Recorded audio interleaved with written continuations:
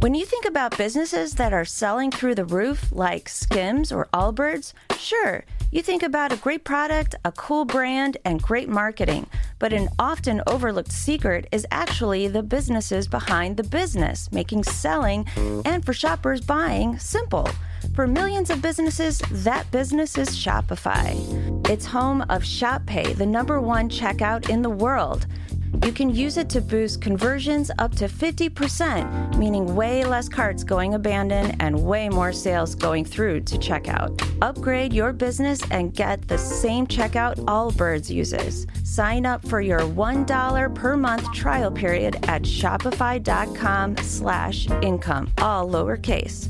Go to shopify.com/income to upgrade your selling today. Shopify.com/income. This is The Planted Runner. I'm Coach Claire Bartholic.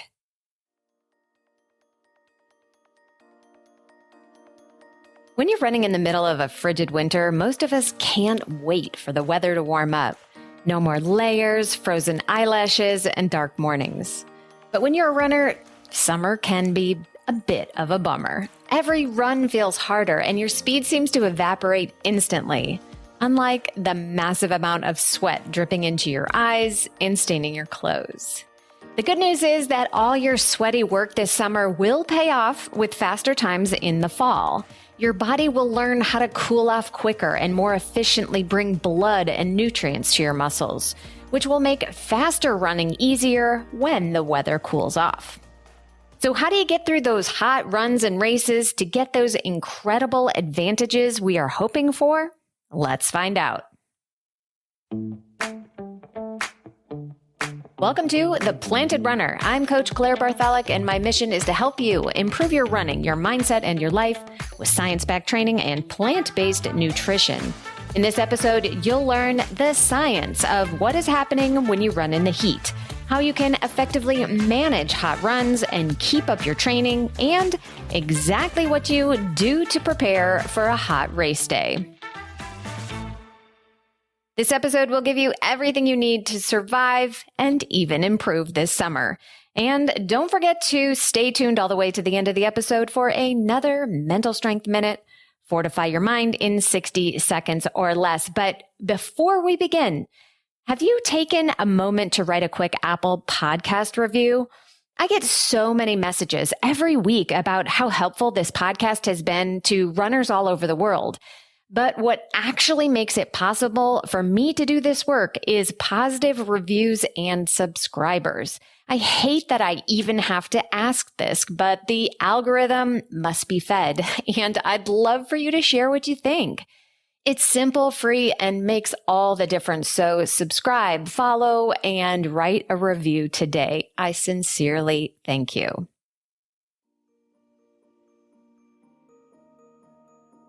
Now let's get into the science of running in the heat. Heat and humidity impact performance, both in the short term and in the long term. As you begin to run in warm weather, the ambient temperature starts to heat you up, in addition to the heat that you are creating from running. Add in direct sunshine, radiating heat on your skin, and you've got a trifecta of heat generation. Soon, your overall body temperature will start to rise. Just like when you run a fever, the higher your core body temperature, the worse you are going to feel.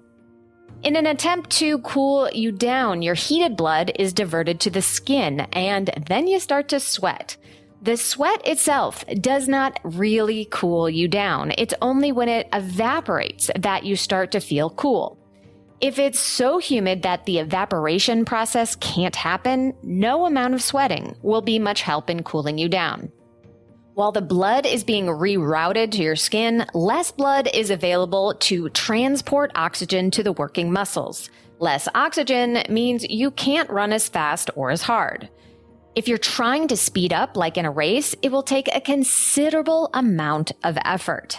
And of course, with all that sweat leaving the body, you run the risk of dehydration, which compounds your issues because it affects your ability to cool yourself down. So your core temperature simply gets hotter and hotter, further slowing you down and potentially even putting you in danger of heat exhaustion or heat stroke. But it's not just the run that's impacted by the heat. A single run in hot and humid conditions can impair recovery, leading to diminished performance on your next few runs. Let's look at why this is. After a hot run, your body will prioritize cooling itself and restoring hydration levels rather than delivering nutrients to your muscles.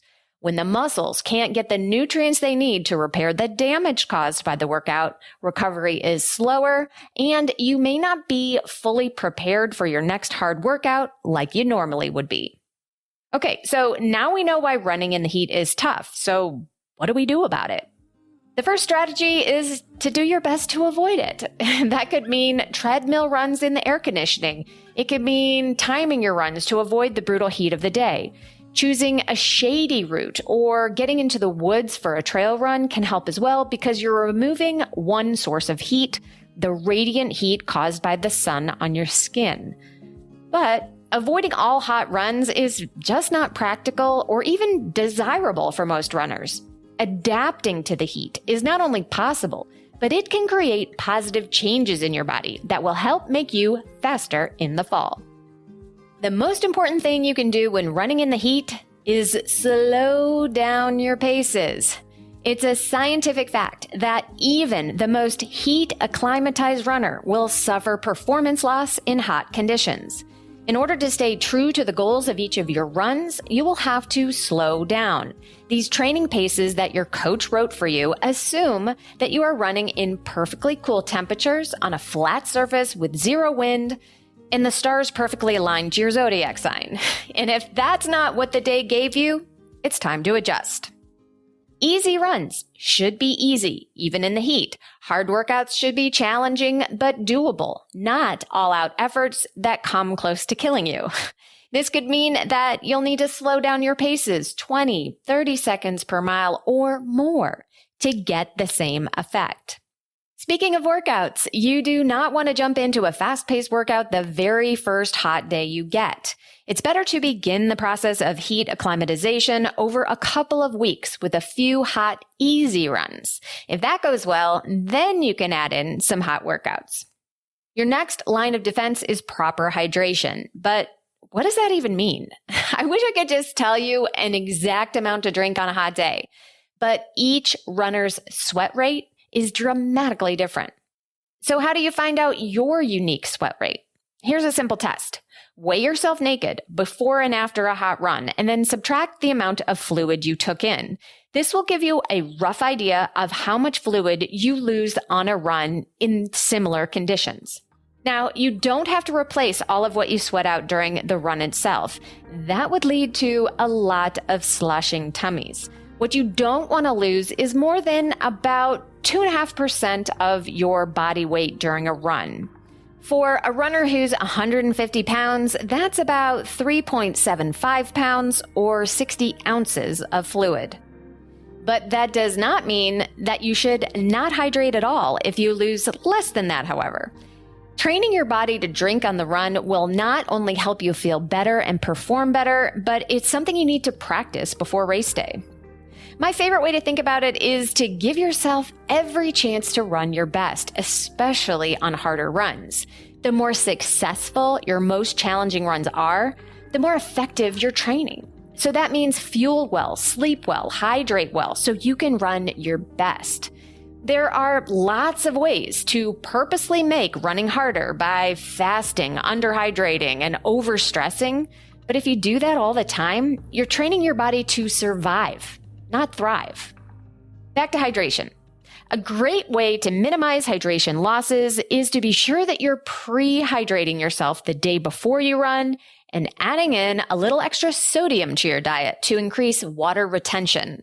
Now, that sounds strange to recommend sodium and water retention, and it is not right for all runners, but for many healthy runners, it can make a big difference. If you're on a low sodium diet for medical reasons, be sure to check with your doctor before increasing your sodium intake. A lot of plant-based runners are going to naturally be on a low sodium diet, so you might need a little bit more than you think. Training in the heat is one thing, but what about racing in the heat? How can you maximize performance on a hot day? I'll go over that when we come back. But first, I want to tell you about a unique opportunity to get stronger, faster, and stay motivated to hit your running and nutrition goals this year. And that is to join the PR team. I started it in 2022, and I have to tell you, it is even better than I imagined. Each member of the team gets a custom training plan made by me for you based on your unique fitness goals and lifestyle. Everything you need to achieve your running dreams is included, such as strength training, recovery, and even cross-training if you want it. I include weekly mental strength training as well as training tips and nutrition guides. But here's where it gets really cool. The group has its own page in the app where we share workouts, ask training questions, and get feedback from me and the other teammates. And each week, I create an exclusive private podcast just for the team based on the questions I get and what I see in their training each week. And I usually end up sharing behind the scenes and exclusive sneak peeks with the team that I don't share anywhere else. So instead of joining a Facebook group or sitting through another Zoom call, you get to listen to tailored advice on the run, and you don't have to do all of this alone. So if you're ready to take your running to the next level and join me and an amazing team of runners, head to theplantedrunner.com/group today. It's more affordable than you think, and I can't wait to have you.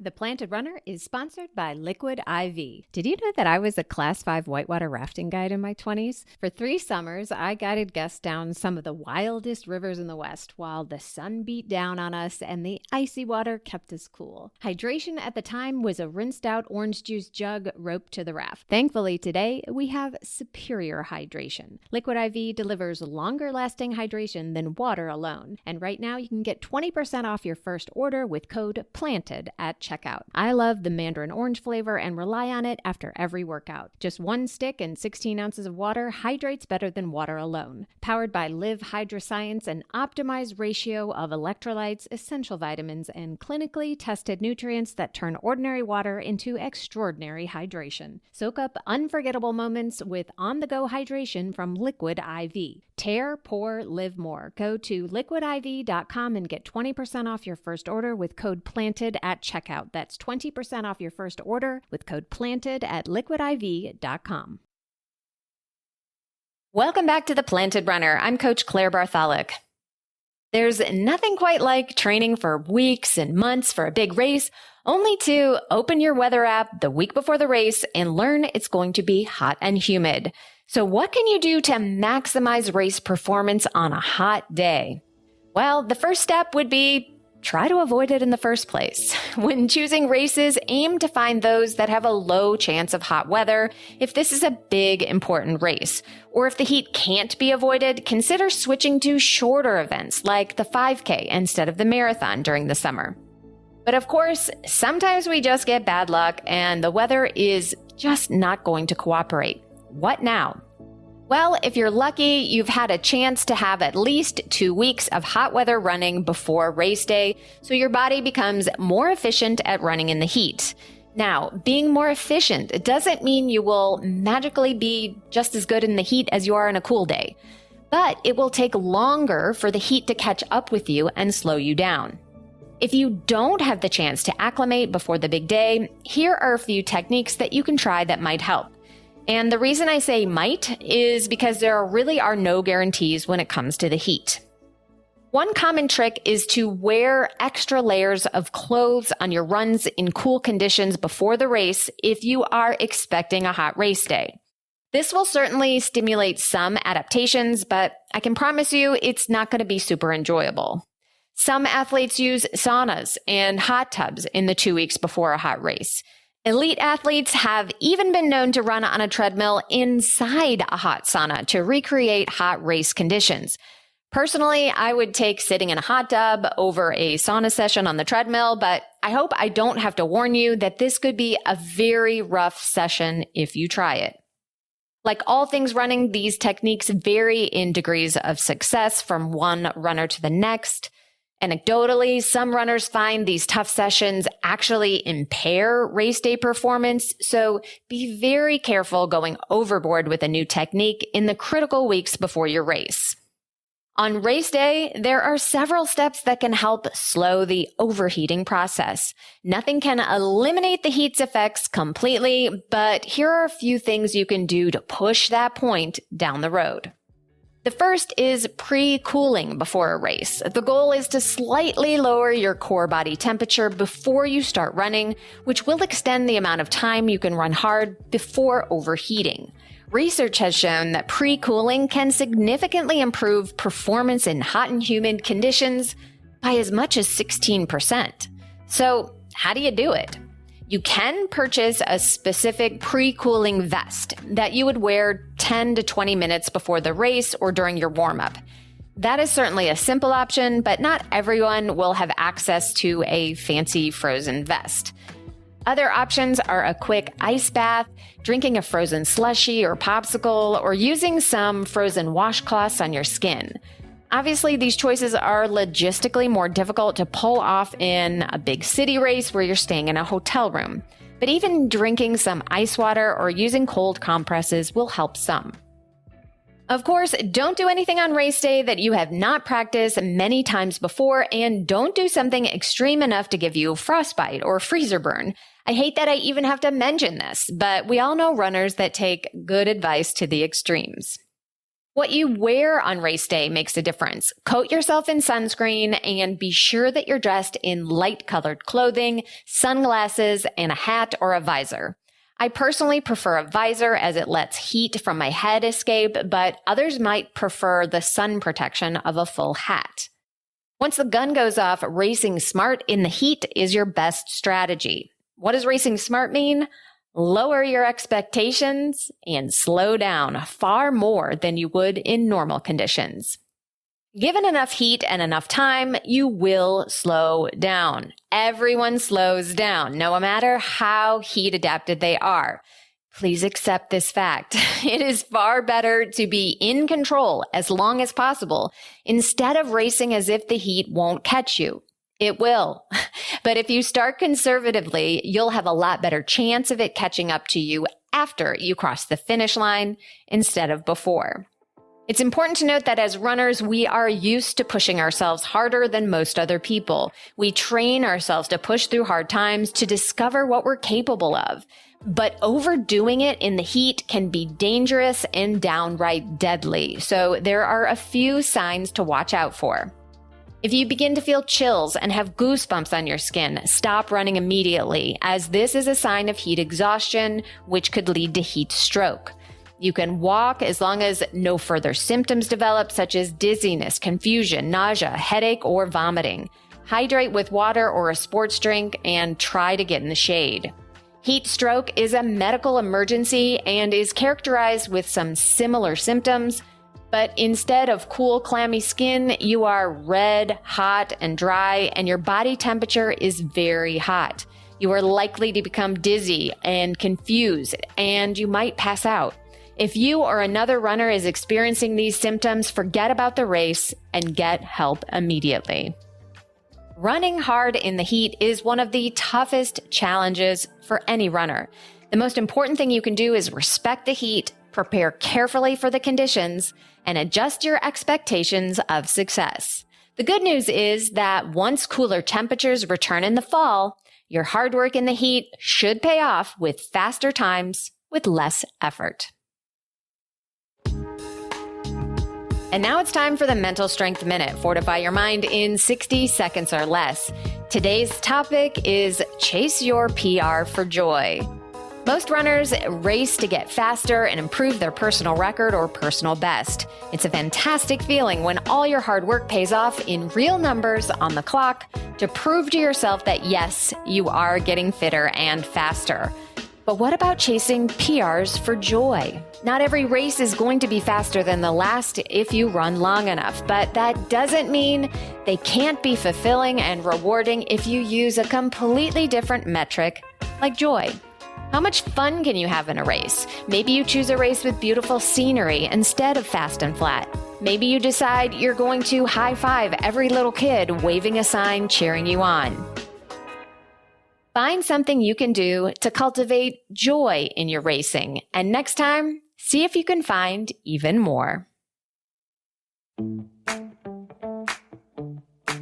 Thank you for listening to The Planted Runner, part of the Evergreen Podcast Network. Don't forget that you can enter to win a free custom training plan for your next race and get featured on the show. Just write an Apple Podcast review and enter at theplantedrunner.com/PRLab. Of course, reviews are the #1 way to boost this show's reach, and it's a great way to tell me what you'd like to hear next because I read every single one. Have a great run today.